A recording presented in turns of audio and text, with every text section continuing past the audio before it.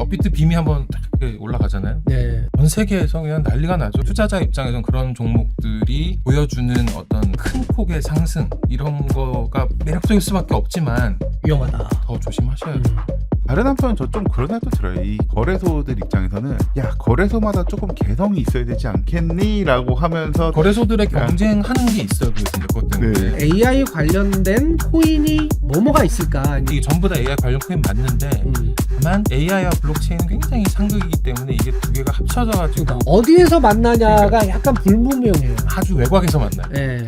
블록미디어의 제임스 정 기자입니다. 오늘도 두 분의 전문가들 모시고 한 주 동안에 있었던 디지털 자산 시장의 뉴스들, 법률적인 얘기들, 시장의 주요 이슈들 한번 점검해 보도록 하겠습니다. 자, 김 국장님 소개해 주십시오. 네, 빈 크립토 김혜환입니다. 반갑습니다. 네. 그리고 차 변호사님. 네 안녕하세요. 법률사무소 비컴 차상실입니다. 자, 오늘 주제는 변호사님이 정해주신 아이템인데 가상자산 거래소 1년 사이에 코인이 절반이 물갈이가 됐다. 상장 폐지가 그만큼 됐다는 얘기인데 이거 무슨 얘기예요, 이거?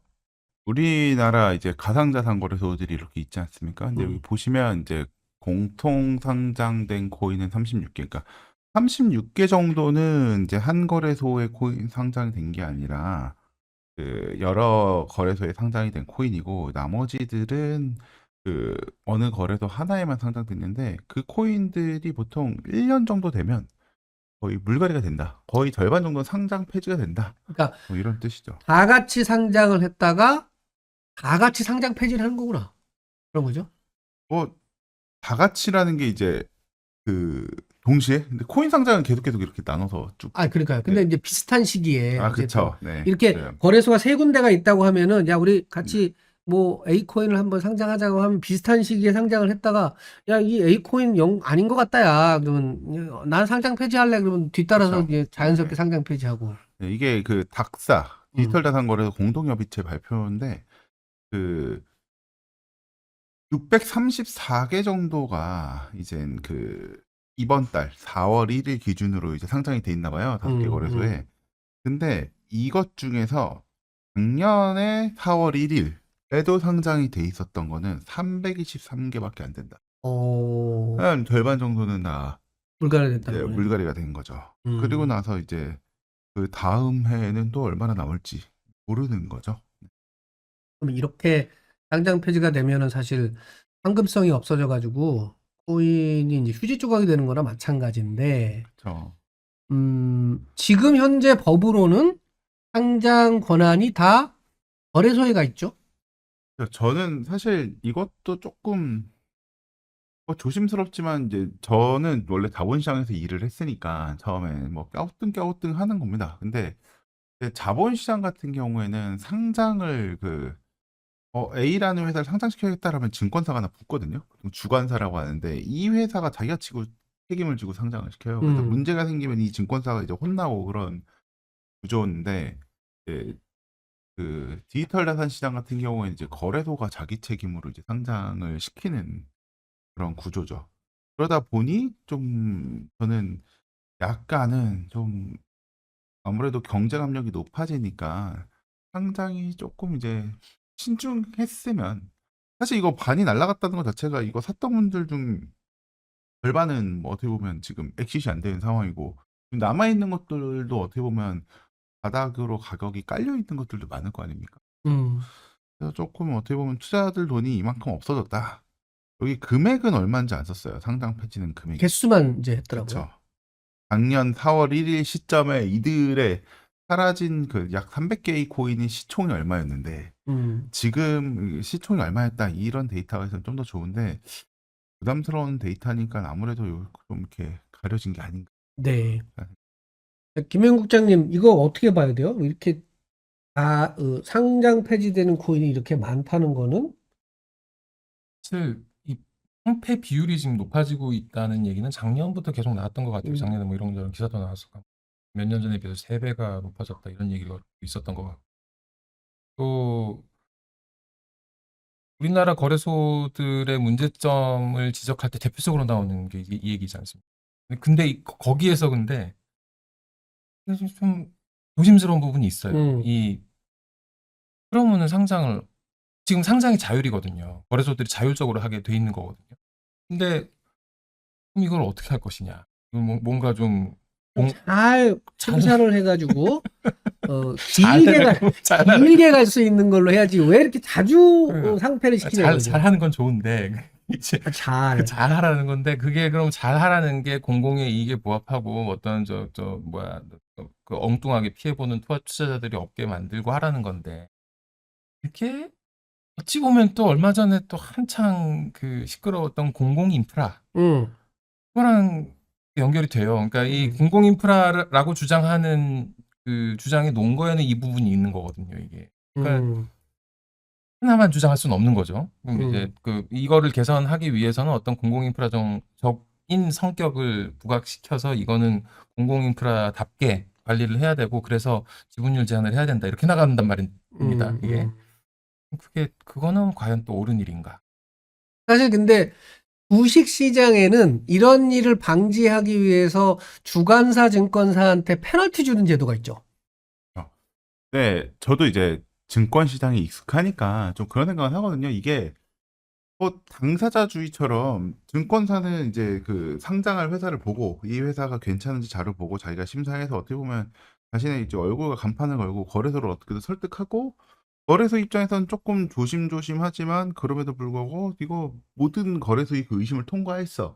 그러면 이제 상장시켜주는 뭐 이런 구조로 가면 그래도 어떻게 보면 상장해야 된다고 미는 쪽, 좀 신중하게 이제 막으려는 쪽 이렇게 있으면 다행인데 현재 디지털 자산 시장은 뭐 그런 구조는 아니죠. 발행사로부터 어떻게 보면 둘 다 이익인 거죠. 거래소 입장에서는 큰 사고 터지지 않는 범위 내에서는 상장이 이익이고 근데 이제 그거는 거래소하고 발행사 입장이고 그렇죠. 저거 투자했다가 1년 뒤 봤더니 내 코인이 상장 폐지됐네? 이러면은 투자자 입장에서 황당해지는 거지. 그렇죠.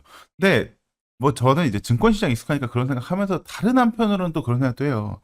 이게 이제 디지털 자산 이 발행될 때 뭐 백서라든지 뭐 여러 가지 이렇게 써서 뭐 발표도 하고 공시도 하고 하지 않습니까? 근데 증권 시장 논리를 또 그대로 가져오는 게 맞나? 왜냐면 기업의 그 성장 단계가 다르고 원래 뭐 대부분의 기업들을 한번 설립되면 뭐 1, 2년 내에 사라지는 게 대부분 뭐 90% 이상일 수밖에 없는데 어떻게 보면 이게 그 KOTCBB보다도 훨씬 비교할 수 없이 앞당기지 않습니까? 이게 뭐예요? KOT. KOTCB는 이제 증권 시장이 이제 코스피 유가증권 시장이 있고 그 아래 코스닥 시장이 있고 그다음에 가장 어떻게 보면 앞 단계인 코넥스 시장이 있는데 이 코넥스 시장에도 못 받기 전에 금융투자협회가 이제 운용하는 그 중개 플랫폼이란 내지 서비스가 있습니다. 이제 거기에서 이제 거래가 되는 것들을 말하는데 거기에도 아직 가기 전이고 어떻게 보면 뭐 스타트업 막 생긴 스타트업 같은 그런 상황이잖아요. 이 대부분의 코인이. 그런 거 생각하면 증권 시장에 되는 게 좀 맞지는 않다. 당연한 결과고 사실 투자자들이 이 디지털 자산 시장을 볼 때 이 시각 자체가 그러한 곳에 그런 얼리 스테이지에 투자한다는 것을 인식하고 해야 되면 증권 시장과는 다르다는 걸 인지시키는 게 더 중요한 것 같기도 하고. 그렇군요. 네. 김 국장님이 사실 저희 방송 전에 요 이슈에 대해서 뭐라고 얘기할 때 김 국장님 뭔가 솔루션을 하나 제공하긴 했어요. 얘기하실래요? 그러니까 그 이른바 얘기하는 잡코인이라는 그 종목들 때문에 이제 이런 일들이 계속 벌어지는 건데 그 단독 상장이 결국은 위험한 거지 않습니까? 하지만은 거래소 입장에서는 또 그 고객들을 유치할 수 있는 어떤 또 그 매력적인 요소이기도 한 거고. 근데 막상 이게 상장을 해놓고 나면 그다음에 이제 거래소 입장에서 컨트롤할 수 없는 변수가 많죠. 이거 힘이 갑자기 튀어버릴 수도 있는 거고, 갑자기 유동성 관리가 안 될 수도 있는 거고. 그런 리스크 요소들을 예측할 수 없기 때문에 이거는 또 불가피한 과정이다라는 거래소들의 항변도 일리는 있다고 생각합니다. 근데 투자자 입장에서는 그렇기 때문에 그런 종목들이 보여주는 어떤 그 큰 폭의 상승 이런 거가 매력적일 수밖에 없지만 위험하다. 더 조심하셔야죠. 알아서 조심할 수밖에 없고. 네, 차 근데 변호사님. 저는 이제 단독 상장이 이제 저 기사에서는 뭐 단독 상장에 대해서 조금 위험한 것처럼 묘사가 돼 있고 사실 뭐 그게 일정 부분 당연히 타당한데 뭐 워낙 또 이쪽 분야 많이 취재하시는 기자님이시기도 하고 근데 다른 한편은 저 좀 그런 생각도 들어요. 거래소들 입장에서는 야 거래소마다 조금 개성이 있어야 되지 않겠니?라고 하면서 또 그렇죠. 이럴 때는 또 단독상장 그렇죠. 아니, 많다고 뭐라고 하면 거래소들의 야. 경쟁하는 게 있어요. 그 진짜 그것 때문에. 네, 그쵸. 단독 네. 상장하고 싶어서. 그렇죠. 근데 뭐 좋은 코인은 이쪽에서 상장한다 그러면 곧바로 이쪽에서 따라 상장하고 이러던데. 그러니까 이제 괜찮은 코인들은 그러는데, 그러니까 이게 양극단으로 갈 수밖에 없어요. 그게 이제 아주 단독 상장이 횡행할 수 있는 환경이 한쪽 극단에 있다면 또 다른 한쪽 극단에는 일본 같은 상황이죠. 금융청에서 그쵸, 이렇게 알게 아름아름해서 전부 다 네. 관리해주는. 화이트 리스트를 그래서- 정해서 그 안에서만 그렇죠. 상장하는. 거래소들이 다룰 수 있는 코인이 딱 정해져 있고 그거밖에 없고 딴 거 사려면 딴 데 가야 되고. 우리나라도 아마 발의된 그 법안 중에 이제 뭐 그렇게 조금 엄격한 규제를 하는 법안도 있긴 있어요. 그러니까 협회 모든 코인이 이렇게 신고 내지 등록을 해야. 그러니까 거래될 그거는 수 이제 있는. 바로 이제 아까 말씀드렸던 공공 인프라 네. 그 주의로 가는 거죠. 그래서 그럼 이제 지분율 제한도 해야 되고 뭐 이런 논리가 거기선 이렇게 하나의 정합된 논리 체계를 구성할 것 같아요.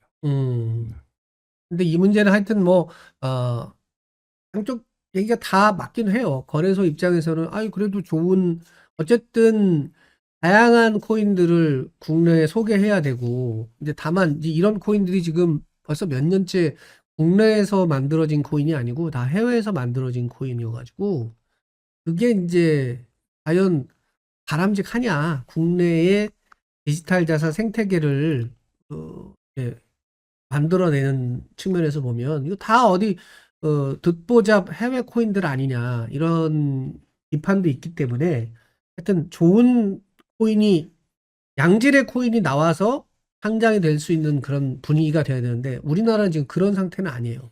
지금 이 문제되는 코인들이 다 해외 코인이거든요. 그래서 지금도 그렇지만 업비트에 상장된다 하면은 전 세계에서 그냥 난리가 나죠. 이거 뭐 그 업비트 빔이 한번 딱 이렇게 올라가잖아요. 네.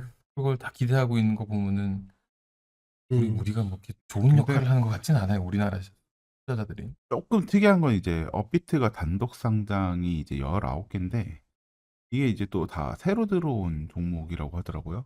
근데 약간 어떻게 보면 상장할 때 보면 업비트 상장을 선호 많이 하시잖아요. 약간 좀 그런 생각도 들기도 해요. 업비트를 처음 가면 이제 왜 다른 데 안 가시는 경우들이 좀 있긴 한 것 같아요. 하여튼 요 문제는 이따가 그 AI 코인 얘기할 때도 또 요런 비슷한 얘기가 나오거든요. 어저께 새로 상장된 AI 코인이 하나 있는데 얘가 또 좀 문제적이더라고요.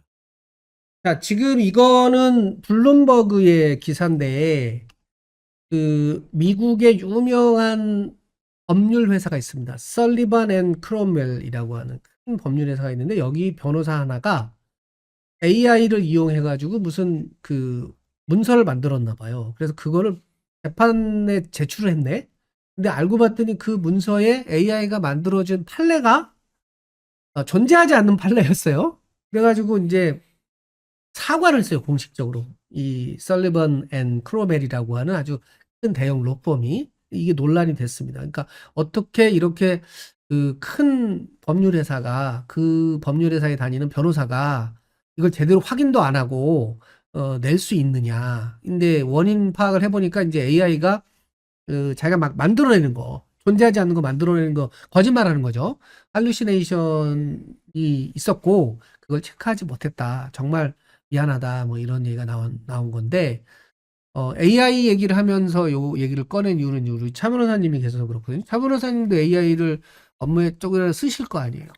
저희 회사도 많이 쓰죠. 저희 소속 변호사님들이나 뭐 직원분들도 많이 쓰는데 뭐 변호사님들마다 스타일 차이가 좀 있는 것 같아요. 근데 저는 그런 생각은 들어요. 이게 확실히 예전에는 글을 잘 쓰시는 변호사님들이 되게 많이 필요로 했는데 지금은 글을 잘 쓰기보다는 구조와 프레임을 잘 잡거나 아니면 AI가 돌아가려면 결국 0과 1의 세계로 일단 들어와야 뭐가 움직이지 않습니까?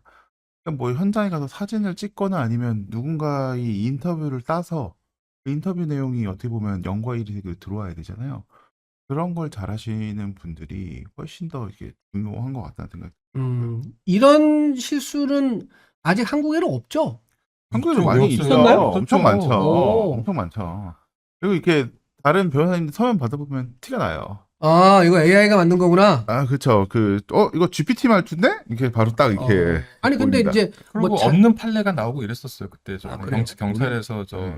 통치했을 때 네. 인용한 판례들은 없는 건데 이거 어디서 나온 거냐, 좀 AI 쓴 거다 음. 이런 것도 사건이 됐었죠.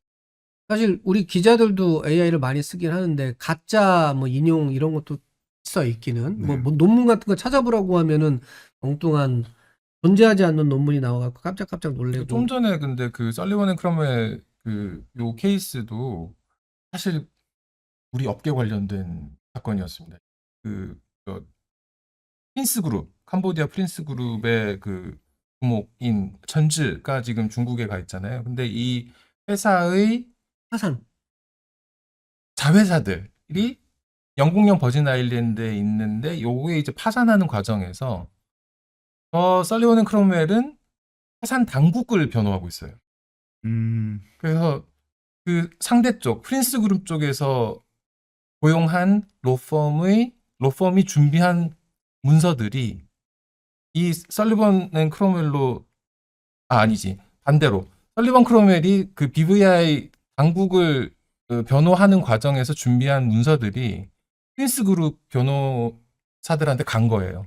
근데 이 변호사들이 보니까 이거 없는 판례인데 라면서 문제 제기를 했고 네. 결국은 그래서 사실 그 뭐 선악은 아니겠지만 어쨌든 뭐 프린스 그룹이 나쁘다면 저 지금 설리번 앤 크롬웰은 좋은 쪽을 하는 그런 역할인 건데 엉뚱하게 지금 사건에서는 악역을 맡게 된 거죠. 그죠? 이 네. 네. 개망신 당했지. 정부 사건 하다 보면 항상 느끼는 거 수익률 많이 안 돼. 5천이나 1억 줘야 될 아니, 사건 500만 원 여기는- 주면서 해. 여기는 뭐 이렇게 했겠지. 설리번 앤 크롬웰은 어. 우리나라로 치면 김앤장 같은 그런 대형 로펌이에요. 여기 싸지 않아요. 아 근데 우리나라도 그런 대형 로펌이지만 정부한테 받아서 할 때가 있어요. 뭐 금융위원회들, 뭐 국세청에도 이렇게 그거 받아서 싸게요? 할 때가 있는데 후려치겠지. 싸게 하죠. 후려치죠. 뭐 800이 안 됩니까? 뭐 이런 식으로 하겠죠. 아. 뭐 얼마인지 저는 뭐 모르지만 분명히 그러니까 그냥 뭐 어쏘가 그 사건에 그 시트 많이 찍을 수 없잖아요. 결국은 돈 문제구나. 이게 진짜 중요하고 네, 그치. 수임료를 많이 받았으면 다 일일이 그 했겠지. 고급 변호사가 이렇게 볼 텐데 시간이 돈인 변호사들 입장에서 야 대충 해 그냥 이거 뭐 야 이거 수임료 1,000만 원이니까 시트 대충 해, 이런 거구나. 절대 야, 3시간 이상 찍지 마라라고 하니까 이제 에, 그냥 인공지능 돌리다 이런 건 난 거 아니까. 변호사님은 그렇게 하시면 안 됩니다. 아, 네. 이제 AI 얘기를 좀 재미삼아 해봤는데 우리나라는 근데 제가 찾아보니까 법원은 그 AI를 쓰는 거에 대한 가이드라인을 얼마 전에 만들었더라고요. 최근에. 아주 그렇죠. 최근에. 근데 네. 변호사들은 그게 아직 없더라고요, 또. 변호사들은 뭐 그런 게 좀 많이 없어요. 뭐 이거 사람마다 생각이 좀 다를 수 있는데 어. 저는 좀 이렇게 회계사 업계 보면서 좀 그런 생각을 해요. 회계사 업계는 품질 관리팀이 이렇게 있잖아요. 그래가지고 작업을 하면 이게 나가도 되는지 안 나가도 되는지 가령 뭐 주식 가치를 평가했으면 이게 적절한지 적절하지 않은지 품질 관리팀에서 이렇게 다 보고서 그래서 중간에 커트를 하고 뭐 망분리도 하고 뭐 스스로 이런 통제가 되게 좋거든요. 근데 약간 변호사 업계는 약간 뭐 조직이 이제 분산되어 있어서 그런지 좀 그런 것들은 약간 잘 안 생기는 것 같아요. 근데 또 막 그 뭐 로톡이나 뭐 그런 거. 걔는 다 영업용 툴이잖아요. 새로운 영업용 모델이 툴. 나오고 이런 거에 대해서 굉장히 결론하는 거는 아니지. 똘똘 뭉쳐서 이렇게. 그러니까 이제 그 변호사 업계의 그 내부 통제에 대해서는 좀 쉽지 않은 상황이다라는 것 같아요. 그렇군요. 저희가 이제 변호사 얘기를 좀 오래 했는데 사실 이런 것도 있거든요. 엔트로픽이 이제 만들어낸 미토스라고 하는 아주 최신형 AI가 너무 위험해가지고 일부에만 공개가 돼 있는데 또 이게 또 임의로 알 수 없는 사람들이 이걸 일부 썼다고 해가지고 야 이거 이렇게 위험한 AI를 막 그 관리를 이렇게 해도 돼? 뭐 이런 논란도 있고 그래서 이게 은근히 문제예요. 그래서 엔트로픽이 가장 그 강력한 AI 개발사 중에 하나인데 어떤 분들 말이 많더라고요. 그러니까 저 최근에 그 클로드가 오프스 4.7을 내놨지 않습니까? 모델을. 이제 4.6에서 4.7로 간 거는 굉장히 뭐 그렇게 엄청난 변화가 있는 것 같진 않은데 미소스는 어떻게 그렇게 엄청난 거를 내놨냐. 그래서 네. 미소스 내놓으면서부터 사실 그런 얘기를 처음부터 했잖아요. 이건 너무 위험해서 함부로 공개 못 하겠으니까 일부 인스티튜션 기관에만 제공을 하겠다. 라고 얘기를 한 거 자체가 마케팅 아니었냐. 그런 얘기 있어요. 이런 의혹이 제기가 되고 있고, 이번에 이제 뚫린 것도 바로 그날부터 이게 뚫렸다는 거예요. 그 발표했던 그날부터. 그래서 그런 의혹이 조금 더 힘을 얻는 그래서 그런 이제 상황이긴 하죠. 일종의 그 자뻑 아니냐 뭐 이런 거인데 여하튼 이제 여러 사람들이 얘기하는 거는 저 미토스가 워낙 너무 성능이 좋아가지고 그 보안망을 뚫을 수 있는 그런 게 아니냐. 근데 반대쪽에서는 미토스를 이용해서 그러면 보안을 막으면 되지. 뭐 이런 얘기도 나오는데 하여튼 창과 방패 싸움이거든요, 이거는. 그래서 엔트로픽이 지금 계속 화제를 몰고 오는데 저희가 이제 오늘 이 얘기를 하려고 하는 이유는 이렇게 이제 AI가 굉장히 중요한 사항이 됐고 변호사 업계에도 파문을 몰고 오고 있고 이런데 디지털 자산 시장에서 AI 관련된 코인이 뭐가 있을까 이제 이런 거를 좀 생각을 해보는 거예요.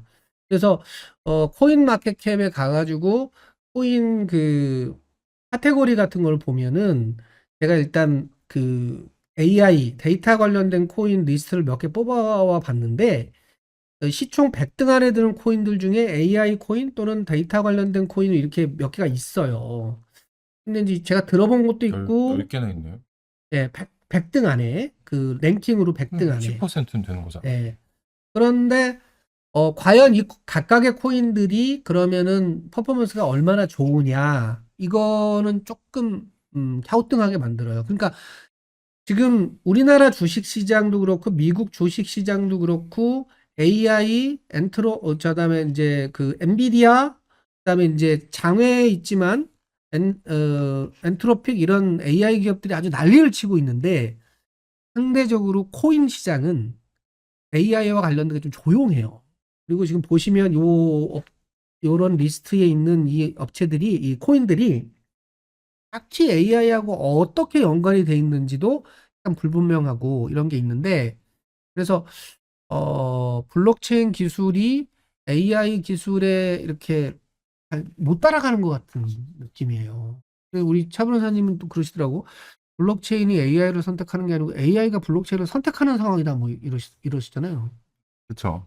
그게 저는 이제 AI가 더 뭐라고 할까 아무래도 중심이 될 수밖에 없는 게 아닐까 싶기는 해요. 블록체인은 이제 여러 군데 사용할 수 있지만 그럼에도 불구하고 지금 현재는 이제 AI가 먼저 좀 주도를 할 수밖에 없는 상황이 아닐까 싶기는 해요. 저는 약간 저 이슈는 그런 생각이 들어요. 저는 주관적으로는 우리 타인 자본, 자기 자본 얘기하잖아요. 그런 그러니까 얘기야. 또 어려워져. 누군가로부터 이제 돈을 빌릴 때 내가 이자를 내지 않습니까? 네. 근데 이제 그 금융시장 홍익이 그런 얘기를 해요. 타인 자본이 자기 자본보다 조달 비용이 싸다. 그런 얘기를 해요. 뭐냐면 웬만하면 사업 대출 받아서 하는 게 비용이 더 싸다는 걸 말하죠. 근데 저는 그러면 여기서 말하는 이제 자기 자본 에쿼티잖아요. 그렇죠. 주식으로 주식. 받는 거. 그렇죠. 그게 더 비싸? 네, 주식이? 비싸다. 왜요? 왜냐면 그 타인한테 받으면 이제 이자만 주면 되는데 자기 자본 같은 경우에는 그 기회비용이잖아요. 자기의 그 기회비용이에요. 조달할 때도 사실은 더 뭐랄까 조금밖에 조달이 안 되고. 왜냐면 누군가가 야, 너 돈 넣어라고 했을 때 빌려주고 그다음에 다시 받는 거래와 내가 주고 나서 누가 내 집은 사주지 않으면 못 받는 거래를 비교했을 때는 당연히 빌려주고 받는 거래는 내가 좀 더 흔쾌히 되지만 그냥 주고서 못 받지만 누군가한테 팔아야지만 엑시되는 거래는 내가 더 소극적일 수밖에 없지 않습니까? 근데 저는 사실은 디지털 자산이 사실 자본 조달 비용이 굉장히 높은 사업일 수도 있다는 생각이 들어요. 이거 새로운 주장인데? 왜냐면 코인은 한번 발행해서 상장되잖아요. 그러면 끝없는 전화와 관리에 시달려. 사업을 해야 되는데 그거 하다가 아무것도 못해. 그리고 대표님이 여기 가서 사진 찍고 저기 가서 사진 찍고 해야 돼. 아니 사실은 뭐 그런 MOU나 뭐 이런 것도 중요하지만 뭐 페이퍼를 쓰든 기획을 하든 뭐 개발을 하든 뭐 그걸 해야 되잖아요. 그거 할 시간이 없어. 상장되면. MOU하고 사진 찍고 그 투자자 소통하면 끝나요. 그러니까 지금 AI 관련된 코인 발행사들도 아마 네. 되게 힘들 거다 이런 걸 그쵸. 주장하는 거죠. 안 그래도 인공지능이 아니 그럼 뭐 저 그렇게 힘든데. 그 정도 힘든 거 각오해야지. 그 완전히 코인 발행할 때 비용도 하나도 안 들고 어쨌든 저기 랭킹 100등 안에 드는 코인 정도면 대단한 건데. 근데 이제 저희가 이제 이 얘기를 하면서 저는 개인적으로 이 코인을 많이 들여다보거든요. 이 월드. 예. 아, 그 홍채회 인식해가지고 개인 신원 인증하는 거. 이게 사실은 AI하고 직접 연관이, 그러니까 AI의 무슨 뭐 GPU를 어떻게 하고 뭐 이런 거는 아니고, 저게 사람이냐 아니냐를 구분하는 프로젝트잖아요. 샘 올트만이 이제 투자를 하기도 했고.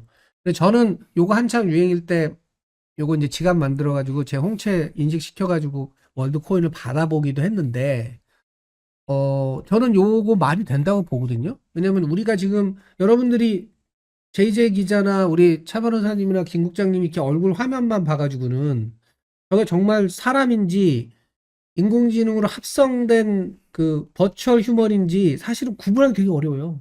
지금 여기서 말하고 있는 제가 인간인가요? 아니면 AI인가요? 여러분들 알 수 있는 방법이 없어요. 예? 근데 이제 월드가 이제 그런 거에 착안한 거거든요. 어떤 화상회의를 했는데 상대편이 사람인지 아닌지 어떻게 알 거예요? 사람이세요? 주민등록증 보여주세요. 이럴 수 있잖아요. 주민등록증 자체를 위조할 수 있는데 뭐 AI를 얼마든지 위조할 수 있어요. 그러니까 저게 사람인지 아닌지를 인증하라는 프로그램이거든요. 그래서 이제 저는 제 홍채를 기꺼이 그 월드에다가 줬는데 이거 신원 인증이라고 하는 분야에서 이게 월드와이드하게 가장 규모가 커요, 이게. 근데 최근에 봤더니 주가가 많이 떨어졌더라고. 근데 김 국장님도 월드 해보셨다면서요? 월드 했죠. 월드에 홍채를 팔았죠, 제가. 근데 월드에서 최근에 이제 한 뭐 몇 작년부터 계속 하고 있는 얘기는 그 AI가 트래픽을 요새 한 5% 이상 발생을 시키는 거지 않습니까? 어떤 웹사이트가 어느 한 곳에 하나가 있을 때 약 그냥 한 50%가량 정보가 있는 웹사이트라면 한 50%의 트래픽은 AI가 발생시키고 있다라는 이야기가 나올 정도인데 그런 상황에서 그 월드 같은 기술을 활용하면은 인간의 트래픽을 구분해낼 수 있는 그런 기술도 가능할 것이다라는 이야기를 하고 있어서 사실 공감은 많이 됩니다. 그게 이제 사실 게임도 그렇고 지금 하고 있는 방송도 그렇고 무슨 회의 같은 거 할 때도 그렇죠. AI와 사람이 지금 점점 구분이 안 되잖아요. 근데 그걸 구분할 수 있는 진짜 사람은 무엇이냐 저 이름부터가 Tools for Human이잖아요. 이 회사 이름이. 그래서 사람을 위한 도구라는 그런 회사 이름에서부터 보듯이 어떤 인간을 구분해내는 그런 작업을 하는데 굉장히 집중하고 있고 그렇게 보면은 또 굉장히 인간적인 프로젝트일 수 근데 계속 주가는 코인 가격은 떨어져요. 그게 이제 오버행 이슈도 있고 그런 건데 이게 뜨지 않더라고요. 차 변호사님도 월드 해보셨어요? 저는 안 했습니다. 성수동에 샵 있어요. 한번 가세요. 저는 홍채도 이제 제 신체 정보를 휴대폰에도 이제 지문가 없어요. 오. 신체 발부는 어. 이제 수지부모, 불감해상, 효지시야. 그러니까 이제 생체 정보 되게 민감해. 그래서 저거 안 하시는 분들도 많아요. 저걸 내가 왜 주냐 이렇게. 근데 이제 저는 과감히 줬죠. 왜냐면 제가 경험을 해봐야지 또 우리 블록미디어 독자 여러분들한테도 알려드릴 수 있고. 그리고 또 하나는 뭐 제가 이 나이에 뭐 홍채를 거기 줬다고 해가지고 이 홍채를 이용해서 뭐 내가 무슨 그 국가 중요 시설에 출입할 때 내 홍채를 인식을 하고 뭐 이런 것도 아닐 것 같아갖고 저는 안 했는데 그래도 우리 차 변호사님은 아직도 이제 그 중요 생체 정보를 월드가 알고 계시는 AI로는 어떻게 연결이 되나요? 그러니까 아까 보여드린 그 기사 보면은 예를 들면은 그 줌 회의 같은 거 할 때 월드로 인증을 하게 한다는 거예요. 그러면 나 사람인데요. 그리고 요 월드 코인의 월드에 인식돼 있는 홍채 정보하고 줌에서 보고 있는 홍채 정보하고 일치하면 이건 사람이구나. 뭐 이렇게 한다는 거고 다큐사인이라든지 뭐 데이팅 앱 같은 거요. 왜냐하면 이제 데이팅 앱도 보면 팬들 같은 거 보면 이게 진짜 사람이야 가짜 사람이야 이럴 수 있잖아요. 헷갈리죠. 네, 그래서 아예 등록할 때부터 홍채 인증으로 이거 사람이에요 하고 이제 자기를 등록하게 하고 요럴 때 쓰겠다는 거거든요. 저는 예전에 그 뭐 기업들 이런 인증 기업들 심사를 좀 여러 번 해봤거든요. 제가 보수적이라 그런지 저는 아직도 그걸 모르겠어요. 기술 다 좋은데 뭐가 됐든 사실은 이 인증 기술을 속으려면 이 시스템한테 홍채를 이 사람의 홍채를 인식했다는 시그널만 주면 되거든요. 뒤에 기술이 아무리 훌륭해도 소용이 없어. 여기 카메라가 있으면 이 카메라한테 내 홍채를 봤다는 시그널을 주든지 아니면 카메라 뒤에 뭔가 다른 센서나 분석할 수 있는 뭐 툴이 있겠죠? 그 툴한테 이 카메라에서 내 홍채의 정보가 들어왔다라는 그 신호만 주면 되는 거잖아요. 그러면 되는 거기 때문에 그 뒤에 뭐 무슨 기술이 있고 블록체인이라고 뭐라고 의미가 있나? 기술 회의주의자시네. 라는 생각이 좀 들어요. 이 인증 기술은 좀 그렇습니다. 우리 그 미션 임파서블 보면 왜 그 그죠? 인피명부 이렇게 만들잖아요. 에다노크가 얼굴도 바꾸고 지문도 바꾸고 뭐 목소리도 바꾸고 다 바꿔. 그렇죠. 네. 근데 이제 뭐 월드는 또 다른 게 있죠. 이걸 이용해 가지고 이른바 그 베이직 인컴이라고 하는 걸 해보겠다고 하는 것도 있어서 저는 사실 이걸 조금 기대를 하는데 기대만큼 가격은 오르지 않고 있고 이거 왜 그런지 모르겠어요. 그래서 지금 보여드린 여기 없네. 여기에 안 여기에 그 구분을 해놓은 카테고리는 안 들어가더라고요. 희한하게 월드 코인이 AI가 아니에요. 그 코인마켓캡의 AI 그 카테고리에는 없어요. 희한하게. 여기 있는 코인들이 보면은 그러니까 기본적으로 사실 AI와 블록체인이 이게 상극이거든요. AI는 빨리빨리 처리해야 되고 대량의 정보를 갖다가 막 굴려야 되고 이런 거기 때문에 중앙집중식 모델일 수밖에 없고 블록체인은 느리잖아요. 굉장히 신중하고 이렇게 가는 거니까. 이걸 두 개를 합치겠다는 시도가 있어요. 그게 이제 저 47위로 돼 있는 인터넷 컴퓨터나 뭐 렌더도 일종의 좀 그런 개념이긴 하고. 근데 이제 그거 말고 이제 그 체인 바깥에서 AI가 돌아가는 모델들이죠. 대부분은 예를 들어서 뭐 저장 공간을 한다거나 아니면 컴퓨팅 파워를 가지고 한다거나 그런 것들인데 월드는 왜 안 들어갔을까요? 근데 네. 최근 들어서 AI와 블록체인에 대해서 가장 많이 얘기했던 거는 뭐 지금 얘기한 주제랑은 조금 동떨어지기는 합니다만 그 AI의 에이전트들의 그 페이먼트. 결제에서 이제 블록체인이 쓰일 것이다. 그게 가장 최고의 궁합, AI와 블록체인의 궁합이 가장 최고인 지점이 있다면 바로 그곳일 것이다라는 이야기를 한참 많이 했죠. 그렇죠. 예. 근데 그런 게 막 이슈가 될 때에 여기 예를 들면 니어 프로토콜이니 이런 게 또 좀 뜨기도 하고 그랬었는데 그리고 이제 아까 저희가 이제 코인 상장 관련해서 얘기할 때 어저께 사실은 우리나라 두 주요 그 업비트 빗썸의 이 USD.AI 약자로는 칩이죠. 이게 상장이 됐거든요. 근데 이제 보면은 이런 식으로 쭉 상장빔이 만들어졌어요. 근데 이제 이 코인에 대해서 비판하시는 분들은 또 이렇게 비판을 해요. 이게 뭐냐면 이제 일종의 그 AI 그 학습시킬 때 필요한 GPU 전당포 같은 이게 비즈니스 모델이 그렇게 돼 있는 거거든요. 근데 이제 이거는 비판하시는 분은 이 코린이 진달래반 그 유명한 그 인플루언서시잖아요. 이분은 이거 굉장히 비판하더라고요. 이거 의미 없는 거다. GPU를 뭐 담보로 잡고 그걸로 무슨 코인을 준다고 하고 뭐 이러는데 이런 걸 왜 우리나라 암호화폐 거래소가 상장을 하느냐 뭐 이런 비판도 있는데 여하튼 뭐 그 새로운 코인이 계속 상장이 되고 그게 투자자들한테 인기를 끌고 이게 이제 또 거래소의 운명이어가지고 어떻게 될지 모르겠어요. 근데 약간 상장빔 모양이 이쁘지는 않아요. 갑자기 튀어오르고 이러다가 대부분의 경우에 이러면 또 좀 하락을 하고 이러는 건데 하여튼 지켜보시죠. USD AI 이것도 이제 AI 관련된 코인이다 이렇게 이제 분류가 되고 있는 건데 1년 후에 죽지 않고 살아남아야 되는데 여하튼 조심조심 상황을 보시면 될 것 같습니다.